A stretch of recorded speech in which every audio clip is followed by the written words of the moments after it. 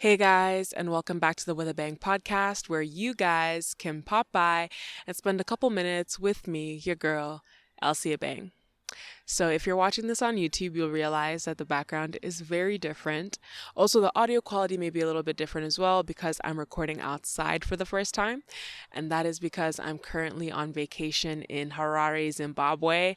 That's right, your girl finally got out of the country because after 3 years in Canada, it was a lot. I had to get out. And of course, the first place that I went to was to go see my family.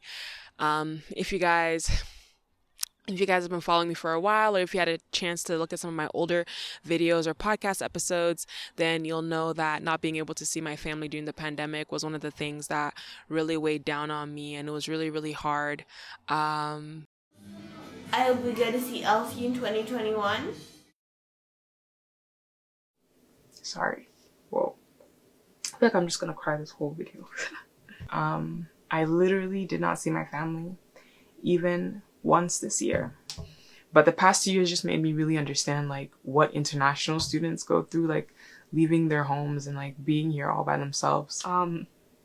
Seeing myself in stores for the first time and thinking of how amazing it would have been to, take my mom, my dad, my sisters to one of the stores for them to see it in person.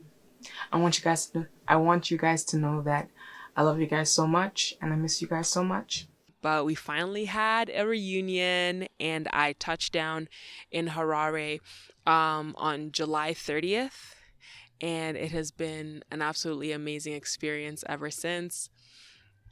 So in this episode, I am basically just gonna give you guys a little bit of a life update, talk about how life has been since I've been on vacation, the different things I've been reflecting on and stuff like that, and just, the basics. I just want to sit down, catch up with you guys. I feel like I don't really do these sort of chit-chatty videos, and so I'm giving it a try for the first time. Also, my battery for my camera, so I didn't bring the charger for it, so this is probably the only thing I'll be able to record while I'm here, and once the battery dies, like, that's pretty much it, which might be pretty good for resting and resetting. So yeah, without further ado, let's get straight into the episode.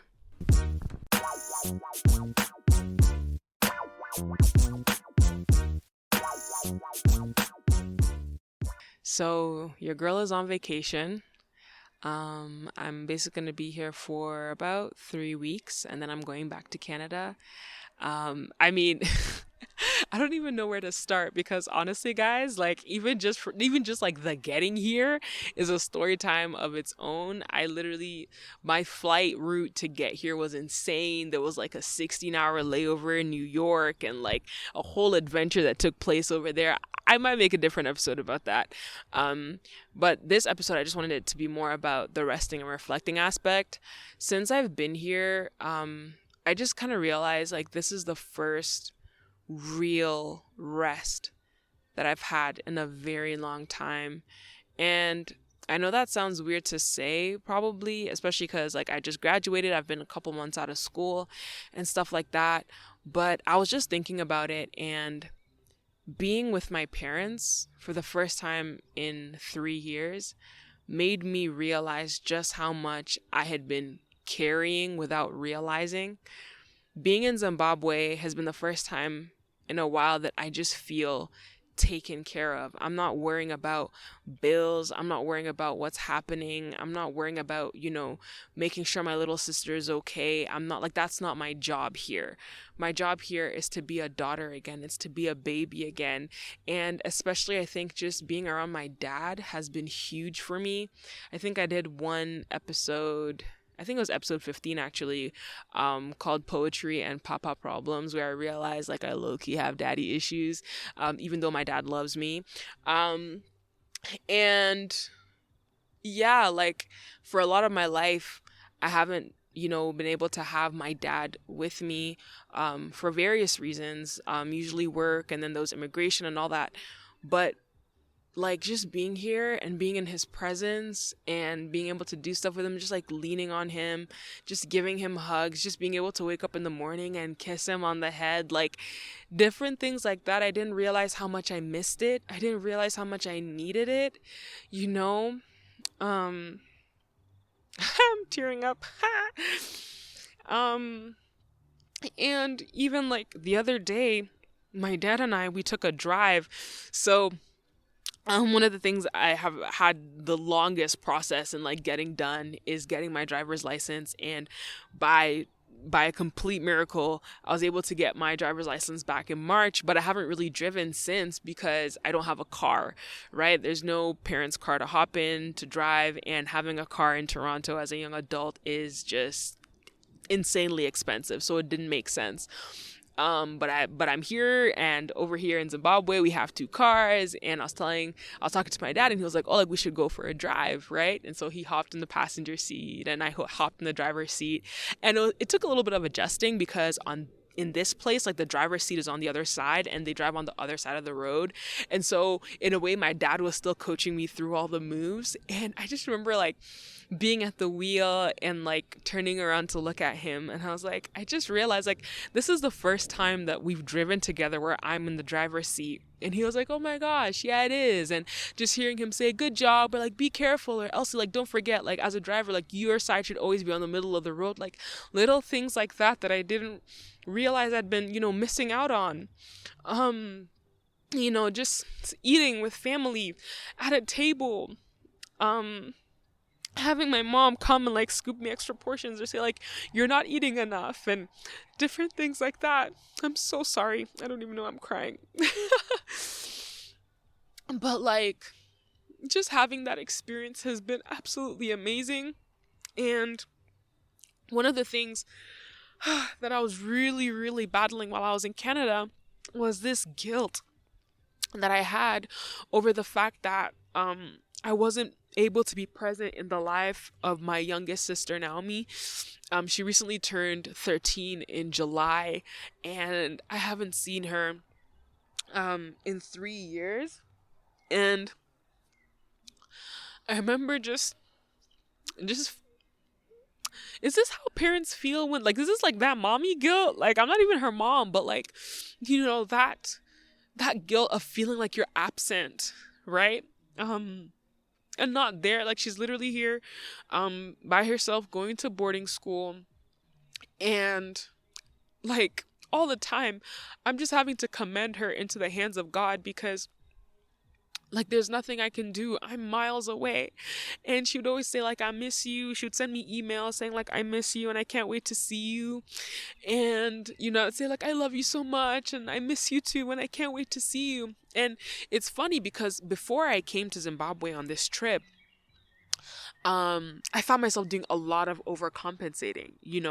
I'd missed so many birthdays, so many Christmas celebrations. And so I kept like buying all these gifts. Like I was like, I don't know the next time I'm gonna see her. I want to make sure that like everything that she needs, I'm able to provide. It's hard to get stuff here. It's easier to get stuff in Canada. Whatever I can get, I want to bring it over. And so I bought all these gifts, right? And I could totally relate to, you see that stereotype of like the parent that's always at work, but like they always bring home gifts, and like the kids don't really care about the gifts. Like they just rather have time with their parent or something. So I just felt like I was living out that stereotype, because in my head, when I'd bought all those things and I was coming to see her, like I had hyped up this huge reaction and stuff. And it's funny because at the end of the day, the biggest reaction was when she saw me.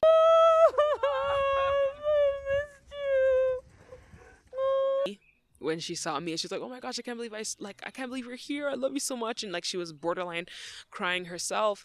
And then when we got home and I was like presenting all the gifts to her, she was like, oh, okay, oh my gosh, thanks guys, like thank you guys so much. And like she was genuinely grateful, don't get me wrong, but it wasn't anywhere close to like this huge reaction that I thought it would be. And it just goes to show, like, at the end of the day, presence counts for so much. And so just being here, I've just been able to rest in family. It's so funny to get a reminder of who you are and where you're from. Because sometimes I feel like you can lose sight of that. And I definitely feel like I sort of had begun to forget a little bit. Obviously, like, I know my past, but it's different to be in a place where you're just surrounded by family and nobody really cares. Like, you know what I'm saying? Like, it doesn't matter, like, what you've done or whatever. Like, your parents be like, oh my gosh, like, I'm so proud of you. Like, you know, you graduated, you're like, you're doing great, whatever. But it's still gonna be like, Elsie, like, get up, come on, wash these plates. Or, Elsie, you haven't, you know, arranged this and stuff like that. All those little mundane things that just make you feel a little bit more human. So that's been really fun. That's been really fun. And I'm so grateful to God for the opportunity to be back here. And then even aside from that,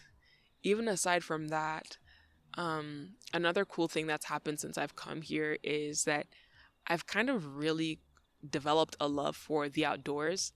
And when I say the outdoors, I don't mean like actual, like, yeah, like take me to the jungle, take me to the forest, like nothing like that. I just mean like being outside. When people aren't partying it up in the background, I find that it's just so tranquil, and we have such a big compound. Maybe I'll insert clips if you're watching this on YouTube, but we have such a big compound and it's insane. So much greenery, so much green space, so much space to just chill and relax. And I've just been really finding myself able to come out and have really great quiet time with God and just take time to just think. And I don't think, like, I think, but like I don't like think and like reflect a lot. It's not really my favorite thing to do, but I've been really enjoying it. I find myself writing in my journal way more than I do when I'm in Canada, but obviously all that stuff can happen because there's not as much hustle and bustle happening over here. Also, oops, sorry. Okay, I may, be liking this outdoors thing, but one thing that probably will never grow on me is the insects that happen to be outside. But if it weren't for that, this would be really great. There's quite a few ants and like spiders randomly around, but when you get over that, the outdoors can be quite nice and quite interesting. Something that I actually wanted to share with you guys is that literally the day after I arrived in Harare, my mom threw me my family threw me a huge graduation party. They invited all their friends. Like, it was in the works. People were preparing. There was so much food. There was dancing, fun, enjoyment. I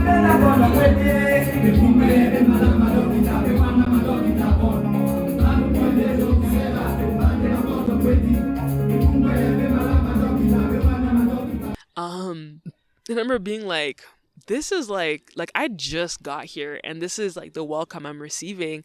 And to even make matters even more surreal, my mom had planned all this the day before her birthday. So I arrived on the 30th. The party was on the 31st, and my mom's birthday is on August 1st, and it was her 51st birthday, but she decided to put me first and celebrate me instead. And that just meant the world. Especially because I remember feeling so bad because I'd missed her 50th birthday last year and I really wanted to be there and I couldn't. And then I was like, okay, like we'll make it up the 51st. And then to just have her decide, like, no, I want this to be your day. And I remember like trying to like incorporate parts of her birthday. Like, guys, like, let's sing happy birthday to her. Like, let's, cut this cake together and stuff. And she was like, no, like, it's your day. And like, we still did, but she really made it a point to highlight me and what I was able to do. And honestly, first of all, Mom, if you're watching this, if you're listening to this, like I know you am because you're literally one of my number one supporters. I just want to say thank you so much because I really do appreciate the party. I appreciated all the cooking and all the effort that you put into it. I appreciate you taking the time to show me how proud you are of me. I appreciate you just being the amazing woman that you are.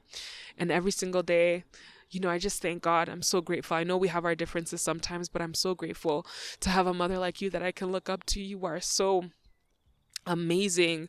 You are such a force. You are such a rock in my life. And I pray to be even half of the woman that you are.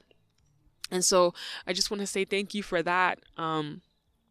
But what I wanted to say was I felt like it was at that party that I actually finally realized, like, yo, like, you actually graduated. I feel like that's when I really deeped it, which is funny because my graduation was in June, right? But I didn't even post pictures about it. I remember I was going through so much imposter syndrome during after having graduated, because I remember just being like, bro, like, if people knew what actually took place for me to get here, it was nothing but the absolute complete grace of God. Like, everyone's like, wow, you finished so well and stuff like that. But I remember during my last year of university, having given up all hope. I was like, why am I even trying anymore? Like, let me just pass. Like, let me just get through this. And if it wasn't for the encouragement of friends like Fakayo and the girls, Rachel, Chichi, Eunice, Oyinda, if it wasn't for them, really encouraging me, if it wasn't for, people reminding me like, yo, like, you've worked so hard so far, like, why would you come and throw in the towel at the end? If it wasn't for, people being on the phone with me, people taking the time to read my essays, people just, shout out to Mosun who took time to read my essays. Like, there were so many people that came together to help me to make this work. And like, yes, at the end of the day, I'm the one pressing submit, but I just remember like just being like, I don't know if I can claim this as my own achievement. And I still know that I can't. It wasn't my achievement. It took a village. But at the same time, I needed to also recognize the fact that this is a thing that happened. And I feel like it was during that party that I really realized, like, yo, God, like, we did that. We did that. You did that in me, through me, but we did that. And that was great. That was great. Until people started asking me what's next, which is another huge thing that I've been thinking about. What's next? I keep telling people like like, I keep giving them fancy words, basically. Saying, well, after having, completed my undergraduate studies, one thing that I definitely know is that I want to take a gap year and just take that opportunity to figure out self and work and, just take a break from my academics. I'm definitely open to doing a master's in about, maybe the year after or the year after that. But I just don't want to rush into a program when I'm not necessarily even sure what master's I want to get. I know I definitely don't want to stay in global affairs. For those of you that don't know, I did international relations in university, or international studies rather. And so I was like, I definitely know that I don't want to go into a master's of global affairs. And so I'm definitely just looking into my options. So that's kind of like the spiel that I give most people. And like, if my aunties and uncles are watching this, then it's like, exposed. But in real and honest fact, if I'm being so real with people, I don't know what I'm doing. I don't know what I want to do. I'm still modeling, although for me personally, I find that the summer months are quite slow, which kind of works for me because then I get to go on vacation and not feel too guilty about it or feel like I'm missing out. But yeah, like right now where I'm currently at, I'm modeling and I got a part-time job working as a photographer's assistant, which I've been really enjoying. I feel like that was such a blessing from God, because one of the things that I was worried about was having graduated and now being in a place where I have to start paying my own rent. I remember asking God, like, modeling can be quite inconsistent. I don't always get income every single month. How am I going to make rent but still be able to model at the same time? That was one of my prayer points that I had for the longest time, because I was always, at risk of getting fired because I would prioritize my modeling gigs over certain shifts. And like, obviously that makes you an unreliable person. But just being able to work with this photographer, Shubi, if you're watching this, I love you so much. It's been such a pleasure and such an honor to get to work with you. But working as a photographer's assistant has given me flexibility. I get to work with somebody that actually understands the industry and is flexible with my modeling. And so I haven't had to give that up. And that was just a whole testimony in itself. But yeah, so I've been doing that. So I haven't really had to worry about rent every month because I know I can make it. And if I get a modeling gig, that's amazing because I get to make some extra money as well. But that's literally all I have in terms of a plan. I don't know what I'm going to do in the future. I don't know where I want to go in the future, but at the same time, everybody who asks you what's next, sometimes I've been looking at them like, did you really know did you know what was next for you when you were my age? I was talking to my parents actually, and I found out that my parents didn't graduate their first degree until they were like 25 or something, or maybe potentially even later than that. And yeah, actually, like my mom didn't graduate her first degree, I think, until she was like 27. And obviously that's because they did it in Africa and there were a lot of strikes and, issues and struggles that they were going through. But they were quite mature. Like they were a lot more mature when they graduated, and they still didn't really know what was going on. And so, we ask all these questions, but at the end of the day, I'm just realizing like sometimes you just got to say something to say something. But my real and honest answer is I'm trusting God with my future. I don't know what I'm doing. I don't know where I'm going. And that's completely fine, because it's out of that place that I feel like faith is birthed. And when I don't have all these things, like when I don't have all these plans that I've put up for myself, it allows God to fill in that gap and to move and to speak to me and to let me know which way I'm going. And, there's a lot of changes that are coming. And, I'm not going to say anything right now, but He's been speaking. Not everything is completely clear to me, but there's some instruction, there's some direction, and I'm just flowing with that. And I'm enjoying it because I'm getting to see a different side of me. I feel like that I wouldn't have otherwise seen. This is not necessarily the path that I would have picked for myself. I'm being challenged. I'm being pushed. But it's great. It's great. It's hard sometimes and scary, but it's also great. And that's the beautiful thing about following God, which is why I would just always recommend it. But yeah, so there's that. If you read my blog post, from last week, then you'll also know that I'm kind of on this journey to basically fall in love with God. If you guys have been following me, like, that my faith is a very big part of my life. There is no me without God. And I've been falling in love with Jesus slowly but surely. I know it's really interesting because there's so many ups and downs with it.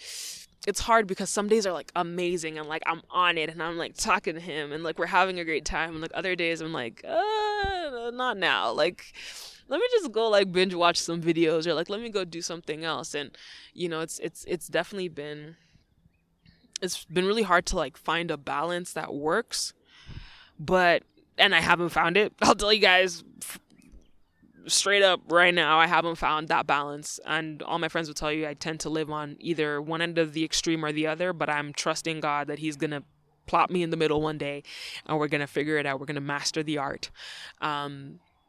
But the beautiful thing about being on vacation and not having a bunch of things, roaring at you, is the fact that you do get more time to spend with God.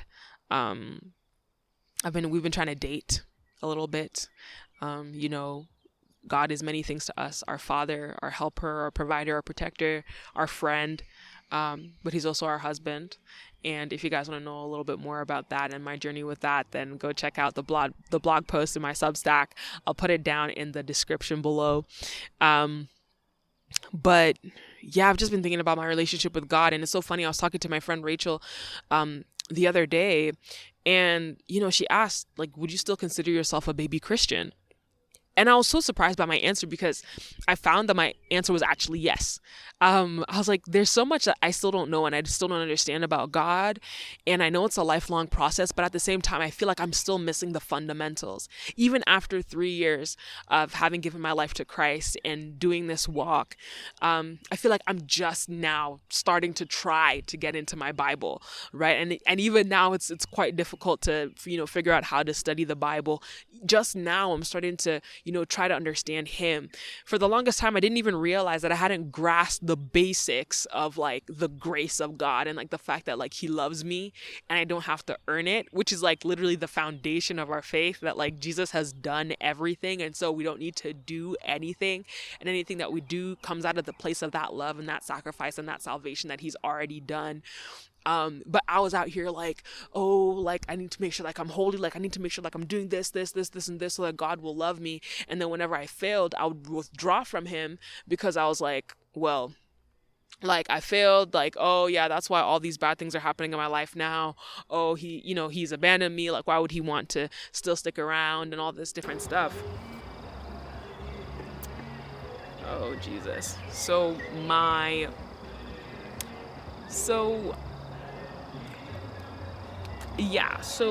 basically my laptop died, so I won't be able to continue on the audio portion of this.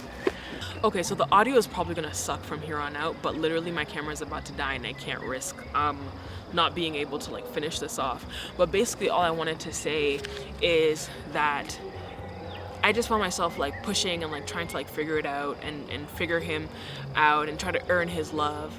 But that's not how it works. And so I feel like now I'm just taking myself back to ground zero. And a part of me had pride in the sense that like, oh, like I didn't want to like start all over again because I'm like, it's been 3 years and like I literally feel like I'm still in grade 1.